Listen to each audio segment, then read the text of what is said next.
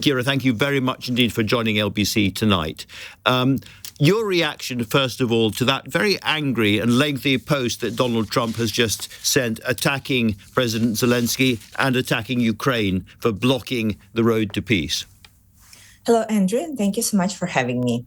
I think by this time, not only Ukraine, but whole democratic world have some immunity to angry messages from President Trump.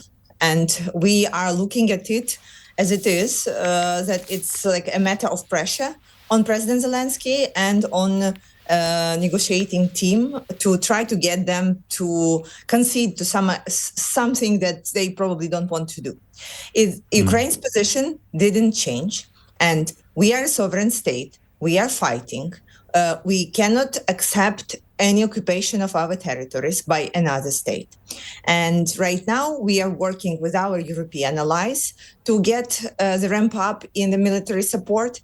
And we understand that the United States will try to get some victories that may not be practical. However, it's something that President Trump can come out and say, I promised you to do it in 100 days. Look what I have done. I achieved this peace. And there is a joke in Ukraine right now that it's a capitulation deal, but it's the best capitulation deal that you can ever get. And it's very painful. Honestly, on a human level, it is incredibly painful, especially, Andrew, when you have to explain what is happening to the people at the front line who are under this enormous pressure. They don't know if the military support is coming, and then they hear something like this. But we remain optimistic because we know that, in 2022, situation was much worse for us. Right now, we know that at least we are not alone, and we have the United Kingdom behind us. We have European allies behind us, and nobody interested in Ukraine's capitulation in the matter. However, I want to address one thing is like on the idea of the United States acknowledging the occupation of Crimea, which I think is very, well, for us, it's unacceptable, but from the practical standpoint is such a weak position.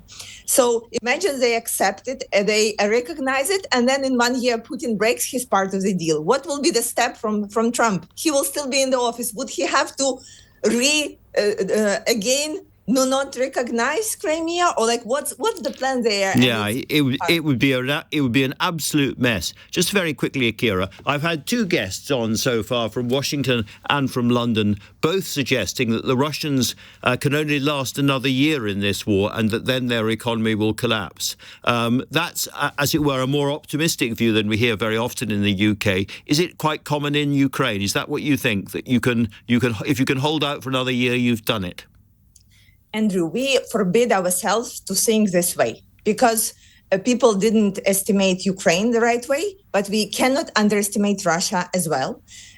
They will find new allies. They will figure out some ways. So we should be concentrated on getting the strength for ourselves. President Trump promised us peace through strength. Right now, this is exactly the opposite of what he has promised. All right. Kira Rudik, leader of Ukraine's Golos party, thank you very much for speaking to LBC tonight.